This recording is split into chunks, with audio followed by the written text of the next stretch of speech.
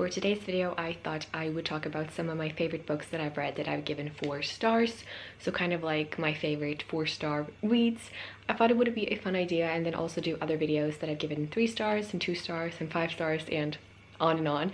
But I have quite a few 4-star reads. I couldn't have everyone that I wanted here, but I have a few and I'm very excited to talk to you guys about them because these are some books that I really enjoyed. So let's just get started. First up, we have Since You've Been Gone by Morgan Matson. So this is a perfect summer read in my opinion. I read it for the first time 2018, I believe, in the summer, and then I purchased it on my own and I read it this summer as well, and it's such a perfect summer read. It's very easy, it's just super adorable, and it's about friendship. I just thought it was a perfect summer book. So in here we follow Emily and Sloane. They have been best friends forever basically, and one day Sloane just leaves. She disappears without a trace, without saying goodbye, but Emily finds a note that she left behind to her, and it happens to be a bucket list that Sloane left for Emily to do things this summer alone.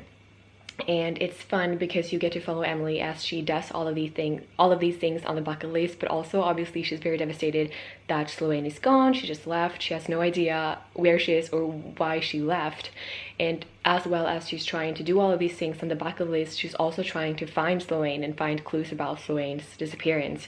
And it's a really fun and cute book about friendship and how you can do things alone, because Sloane made this list for Emily because she knows that she's a very shy girl and she needs to be able to do things alone. So it was like a very thoughtful thing, and Emily's kind of trying to find a way to do all these things alone, and she does. You know, she's getting out of her comfort zone because she's always have Sloane by her side otherwise. But she learns and she grows and learns to do stuff on her own, which is pretty cool. So some of the things that was on this list is actually on the back. So we have kiss a stranger, go skinny dipping, steal something, break something, share some secrets in the dark, hug a Jamie, sleep under the stars. Some really cute summer things that she gets to do. But yeah, I thought it was such a cute book. It is perfect for the summertime. I flew through this. It's very easy to follow. Just a perfect 4-star read. The next book is 4 Weeks, 5 People by Jennifer Yu. In this book we follow 5 different people that come together at a camp, kind of like a mental health camp kind of thing. So each of these teenagers are struggling with some sort of mental health, and you get to follow each and every one of them, their perspective, and how they kind of come together and help each other, but also that mental health is very real. So we have these 5 people come together at this camp that is kind of like a mental health camp, and you get to follow all of these 5 people and their perspective. And these are like 5 totally different people.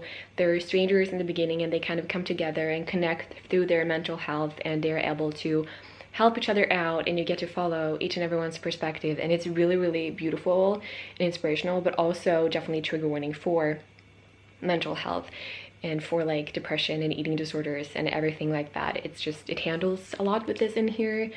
But I think it was a very raw and real book, very beautiful and inspirational, how these total strangers come together and kind of become friends, and they have something in common that they can talk about and learn from each other and grow from each other.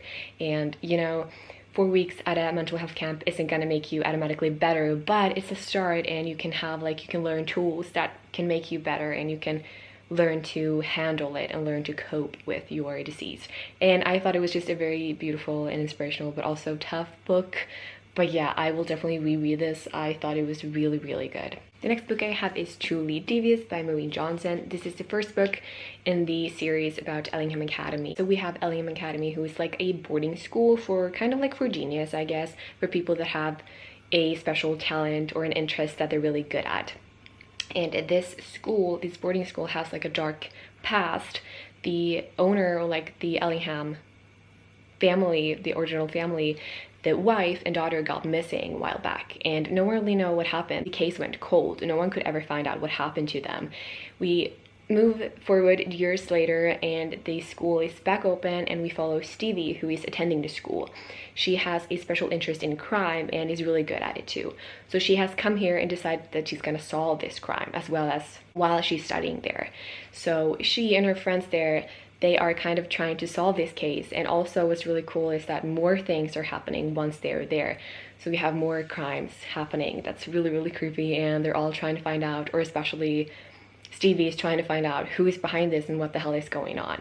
So I think this is a perfect YA mystery book. I haven't read a lot of mysteries, but this is one that really kept me going all the time. I wanted to keep turning the pages on and on because you were so intrigued to see what's happening, and I thought it was just perfect. I have read this entire series, not the latest book though, I'm gonna read it soon, but I've read the first 3 books and I've enjoyed all of them. So I definitely recommend this if you're looking for a, I would say, pretty easy, pretty light YA mystery, but that's keeping you on the edge all the time. The next book is Impulse by Elle Kennedy. So Elle Kennedy is a beloved author that I really like. She writes really important books and it's written in verse. I think that's how you say it.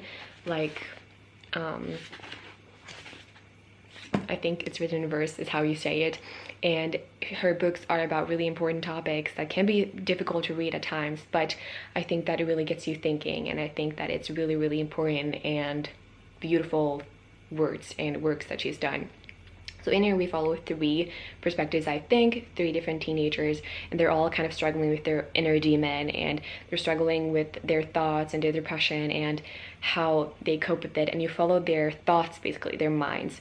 And it is a little bit of a different book, a unique book, since you follow it in verse, and it's kind of can be tough at times to follow, but I think it was really heartbreaking, honestly, and how these people, you get to follow their thoughts and their minds, and it's just truly a horrific thing, but also so freaking cool and important to know that you're not alone. So it's a really like difficult but also really important and inspirational story about these 3 people and how you can actually survive and how you can actually come out stronger on the other side.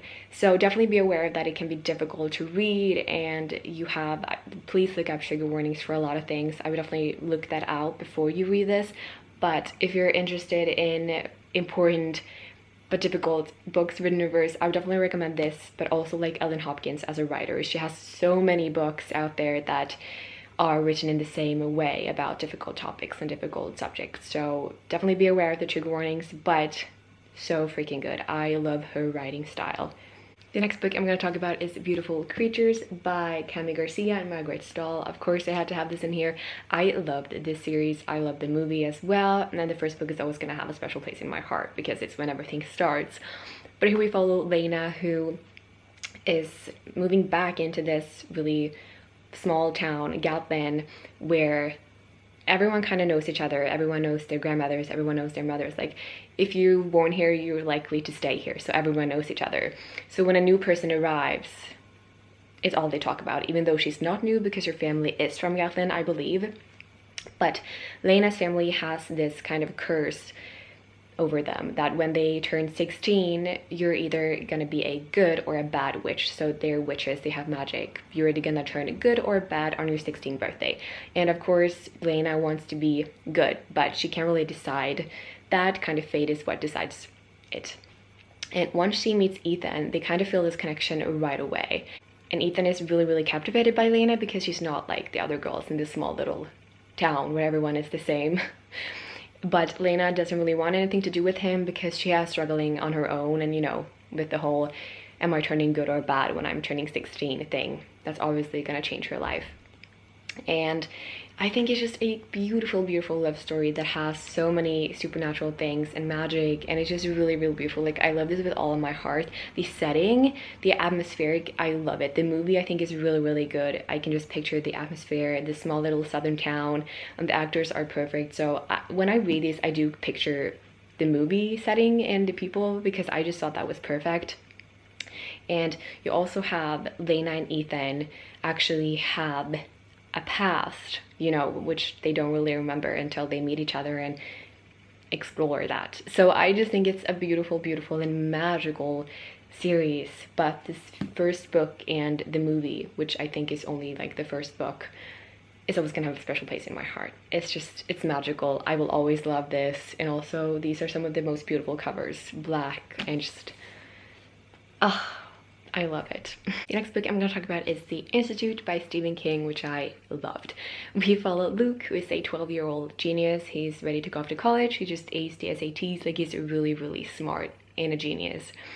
And on the other perspective, we follow Tim, who is a former cop who is trying to look for something like a calmer job, a quieter job. So he takes on this job working at police at night in this small quiet town where nothing really happens. Jumping back to Luke, he gets abducted in the middle of the night from his parents' house, and when he wakes up what looks like his room back home, but without windows. So he's been kidnapped and taken by the Institute, which is like a governmental facility that is actually all around the world, we find out. And they take kids that have the gifts of telekinesis or telepathy, which is really, really cool that we have something like supernatural thing in a Stephen King book, which I do think is common now that I have read more Stephen King, but I didn't think so at first. This was my first Stephen King book that I read. And so Luke and the other kids there are trying to escape and trying to shut down the Institute because they are doing experiment on the kids and kind of mind-washing them, brainwashing them. But no one has ever escaped the Institute before. But together, like all over the world, they come together through their powers and find a way to try to escape. And you also kind of have Tim, the former cop, and Luke's path intersect, because this small little town that Tim is now working happens to be close to where the Institute is. So I thought it was a really, really good book. Like, I don't know why I didn't give it 5 stars. I probably had a reason, but so freaking good. You had the suspense of they trying to escape, but also it was really, really creepy, these people doing weird experiments on the kids. It was just really, really creepy. But I thought it was really, really good and honestly perfect thriller book to read this time of year. Next book is The Ravens by Cass Morgan and Daniel Page. I love this one. We have a college setting where you follow a sorority that seems to be a normal sorority in the beginning, but they're actually witches. And they have kind of been living in secret for a long time. No one really knows that they're witches. People just think it's a normal sorority. And until someone accidentally finds out, you don't really know how these people find out or why in the beginning. But these people are wanting to do anything to shut this down, to kill them, to have this sorority be over. And I just loved the fact that it was set in college, because I think a lot of books nowadays are set in high school, and you know, you're getting older, and I don't really, you know, I appreciate seeing college setting that are more closely to my age. I really do appreciate that. It's a little bit of a mix-up. I love it. I'm kind of tired of high school settings at the moment, so I love when a book is set in college. It's just refreshing. And also the sorority thing, which I think is also so interesting to me, because here where I live, we don't really have that in college, and I think it's just really a cool thing and a fun thing that you've seen in American movies and in books, and love that. Also, obviously love the supernatural aspect of this book, that they're witches and they're practicing magic, and I love witches. It honestly gives me the original vibes when I think of witches. It just, I love the spooky and creepy vibe. And yeah, so we follow the sorority and the girls there as they're trying to figure out who wants to kill them and who wants to burn these witches down, and it's just really, really good. I definitely recommend it. I don't know if I've dreamt this or made this up on my head, but I think it's gonna be a sequel, or have I just dreamt that?